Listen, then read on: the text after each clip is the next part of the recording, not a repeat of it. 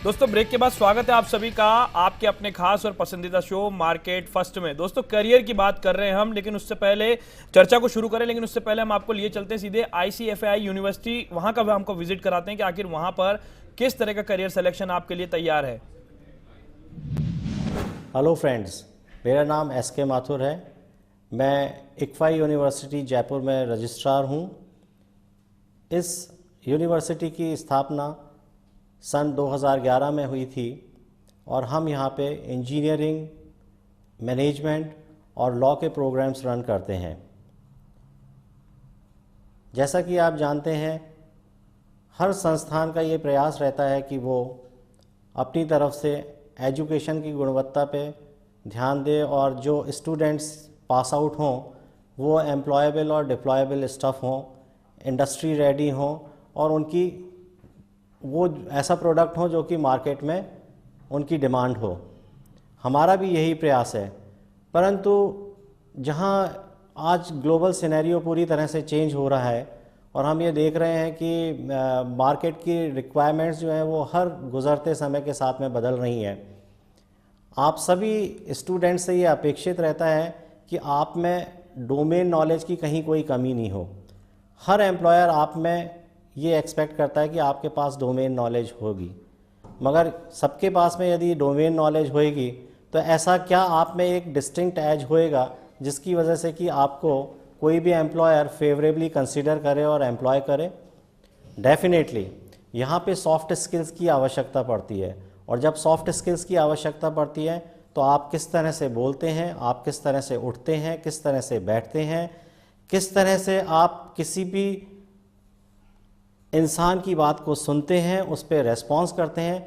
बहुत कुछ निर्भर करता है कि आप किस तरह से बिहेव करते हैं जब आपका इंटरव्यू होता है। और इसी वजह से यहाँ पे एक सॉफ्ट स्किल्स डेवलपमेंट सेल हमने डेवलप की है जो कि स्टूडेंट्स की सॉफ्ट स्किल्स के ऊपर ध्यान रखती है ताकि वो जब इंडस्ट्री में जाएं तो उनको इमीडिएटली एक्सेप्ट कर लिया जाए, उनको ज़्यादा ट्रेनिंग की आवश्यकता ना पड़े। ये यहाँ का एक बहुत बड़ा USP है। Over a period of time हमने यहाँ पे वो स्टैंडर्ड्स एजुकेशन के स्थापित किए हैं जिससे आप सभी लोग अट्रैक्ट होंगे। आप लोगों को क्या चाहिए? एक बेहतर एजुकेशन। एक बेहतर एजुकेशन के लिए आपको एक बेहतर टीचर्स की आवश्यकता होती है। मुझे बहुत खुशी हो रही है ये बताते हुए कि हमारे यहाँ पे इंजीनियरिंग स्ट्रीम में जितनी भी फैकल्टी है, none of them is less than MTech from NITs and IITs। More we have got lot of doctorates। जहाँ तक हमारा MBA faculty, IBS is a well known brand. IBS में यहाँ पे बेहतरीन से बेहतरीन मैनेजमेंट के टीचर्स हैं जो कि आपको एजुकेशन देते हैं। और सबसे बड़ी चीज़ आती है आप लोगों के लिए कि प्लेसमेंट यहाँ पे 100% है। तो ये कुछ यहाँ की खासियतें हैं।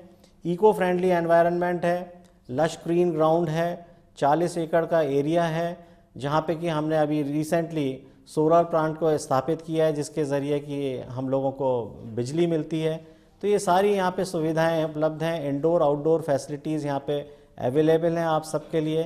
तो जब भी आपको इंजीनियरिंग, लॉ और मैनेजमेंट का ध्यान आए तो आप एक बार इस संस्थान को ज़रूर विज़िट करें। मुझे पूरी उम्मीद है कि आप लोगों को किसी भी तरह का लेट डाउन नहीं होएगा। और ये वो संस्थान है जहाँ पे कि आपके सपने जो हैं वो पिनैकल पर पहुँचेंगे और आप उसको रियलाइज़ करेंगे। तो यदि आप अपने सपनों को साकार करना चाहते हैं, यदि आप एक अच्छे टेक्नोक्रेट बनना चाहते हैं, एक प्रोफेशनल मैनेजर बनना चाहते हैं, या आप एक बेहतरीन हिंदुस्तान के लॉयर बनना चाहते हैं, प्लीज़ आइए और आकर के एक बार ICFAI यूनिवर्सिटी जयपुर जो कि जामडोली में स्थित है उसको ज़रूर विज़िट करिए। Thank you very much. तो दोस्तों मिस्टर माथुर अपने संस्थान के बारे में बता रहे थे कि आखिर उनका संस्थान अपने मायनों में कितना अहम है। चौरसिया जी, आप ही का रुख करूंगा मैं। आपके संस्थान की इस वक्त बात चल रही है, आपका संस्थान इतना लोकप्रिय क्यों है, जैसा कि माथुर साहब बता रहे थे? क्योंकि हम जो एकेडमिक डिलीवरी में विश्वास करते हैं सबसे बेहतरीन हो और रेगुलर क्लासेज हो। रेगुलर क्लासेज में भी कुछ बच्चे पीछे रह जाते हैं तो हम उसके लिए एक्स्ट्रा क्लास चलाते हैं, ट्यूटोरियल क्लास चलाते हैं जिससे कि उसका कोई शंका या कोई चीज़ रह नहीं जाए। अटेंडेंस हमारे 75% मिनिमम है।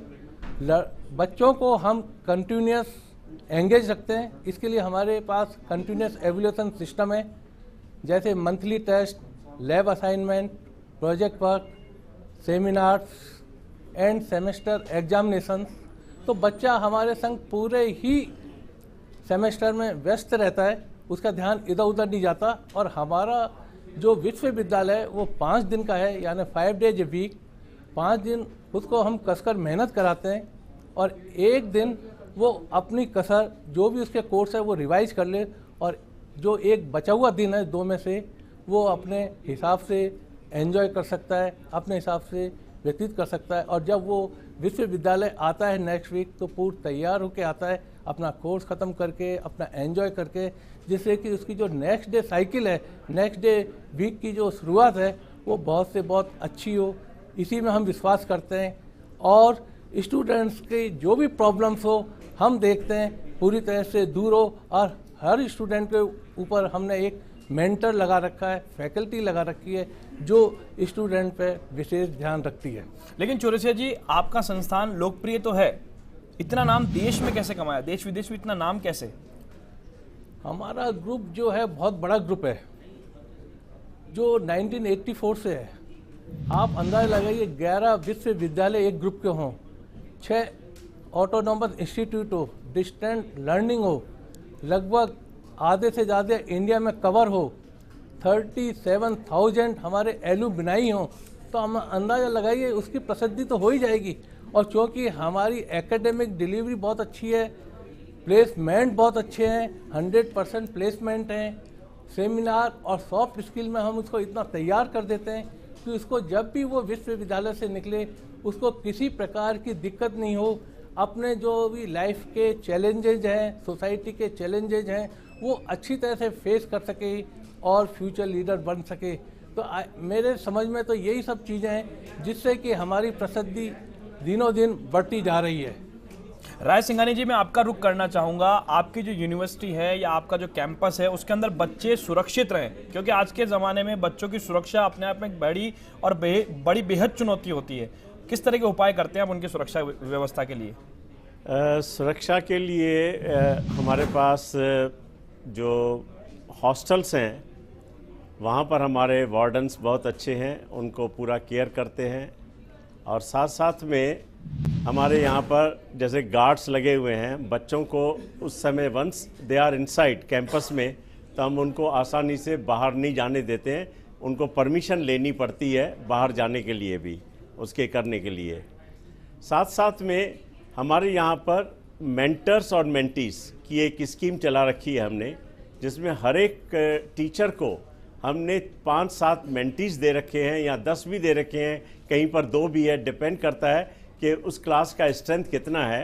तो हमने उनको दे रखा है जो उनके ऊपर पूरी नज़र रखते हैं और उनकी गतिविधियों पर पूरी करते हैं। इतना ही नहीं, अगर उसकी जो घर की भी परिस्थितियां हैं उनके ऊपर भी हम लोग ध्यान रखते हैं और ये देखते हैं कि वो रेगुलर आए और वहाँ से पढ़ाई करके जाए।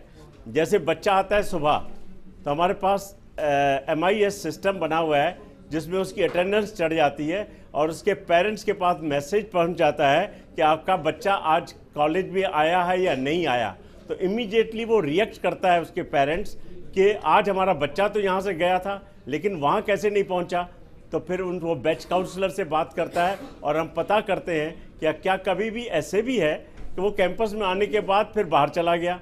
लेकिन हम कोशिश तो यही करते हैं, क्योंकि गार्ड जो बने हुए हैं वहाँ, जो हमारे प्रिंसिपल्स और डायरेक्टर्स हैं, सब चक्कर काटते रहते हैं। हम ये देखते हैं कि पूरे समय वो बच्चा पढ़ाई करे, लेबॉर्ट्री पे एक्सपेरिमेंट्स करे और कभी इस तरीके के गलत कामों में नहीं पड़े। और आज तक मैं बताऊं, न तो हमारे यहाँ पर कोई रैगिंग हुई है पिछले 8 साल में और न कोई ऐसा बड़ा हादसा आया है जिसको लेकर के हमें कुछ सोचना पड़े या करना पड़े, क्योंकि हम उनको गाइडेंस पूरा देते हैं।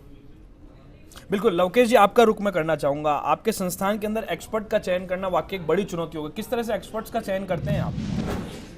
हमारी इंडस्ट्री में जो जिस तरह की रिक्वायरमेंट होती है दैट इज़ हाईली स्किल्ड, मतलब एक अलग सा हुनर चाहिए होता है टीचिंग के लिए। इसमें कई तरह के प्रेशर्स होते हैं, पढ़ाने के लिए भी और जिस तरह की चीज़ें सिखाई जाती हैं बच्चों को उसके लिए भी। इस वजह से हमारी जो कोशिश रहती है, हमारे जो एफर्ट्स होते हैं वो ये होते हैं कि जिसको भी हम हायर कर रहे हैं वो इस चीज़ के लिए तैयार हो। तो पहली रिक्वायरमेंट तो है कि उसकी क्वालिफ़िकेशन एक पूरी तरह से क्वालिफाइड होना चाहिए, क्योंकि अगर वो खुद क्वालिफाइड नहीं है तो वो बच्चों को ट्रेन नहीं कर सकता, क्वालिफ़िकेशन इम्पार्ट नहीं कर सकता। दूसरा, उसने इस इंडस्ट्री में काफ़ी काम किया हो, ताकि वो जो इस इंडस्ट्री की ज़रूरतें हैं, जो इसकी पिक्युलैरिटीज़ हैं, यूनिकनेस है, वो समझता हो और उसको समझ करके ही वो बच्चों को सिखा सके। तो जब हम चयन प्रक्रिया से गुजारते हैं या उनको लेने के लिए करते हैं तो इन 2 चीज़ों का तो पहले ध्यान रखते हैं। फिर हम चाहते हैं कि वो आए, कुछ क्लासेस ले बच्चों के साथ में, कुछ अपना किस तरह से वो पढ़ा सकता है, क्या उसने सीखा है, क्या उसका हुनर है, उसको वो प्रेजेंट करे। इन 3-4 चीज़ों को देखने के बाद फिर हम निर्णय लेते हैं कि क्या हम अपने बच्चों को इस क्वालिटी की चीज़ों को एक्सपोज करना चाहते हैं। अगर उसमें है क्वालिटी तो हम उसको हायर करते हैं। अगर हमें लगता है कि नहीं, अभी इसे और समय चाहिए या इसको और क्वालिफ़िकेशन चाहिए, तो हम उसको बता देते हैं कि भाई इस वजह से आपको अभी हम नहीं रख सकते, आप अपनी क्वालिफ़िकेशन इम्प्रूव करिए या अपना एक्सपीरियंस इम्प्रूव करिए, तब हम आपको हायर करेंगे। तो हमारी कोशिश यही होती है कि जो हमारी क्वालिटी है, हमारे होटल्स की क्वालिटी है, हमारे अदर बिजनेसेस की क्वालिटी है और जिस इंडस्ट्री की नीड है उसको मैच करे, वो उसके बराबर का हो, तो हम उसको फिर अपनी हायर करते हैं। तो टेम्परामेंट होना बहुत ज़रूरी है टीचिंग के लिए। यहाँ पे मैं कहना चाहूँगा कि टीचिंग जो है, लोग समझते नहीं है इसकी सीरियसनेस, लेकिन ये बहुत ही सीरियस काम है। तो जो भी टीचर बनना चाहता है, जो भी बच्चों के साथ इंटरेक्ट करना चाहता है, उनको ग्रूमिंग ट्रेनिंग देना चाहता है, वो पूरी तरह से मानसिक रूप से परिपक्व होना चाहिए और इस काम को दिल से करने के लिए होना चाहिए तैयार।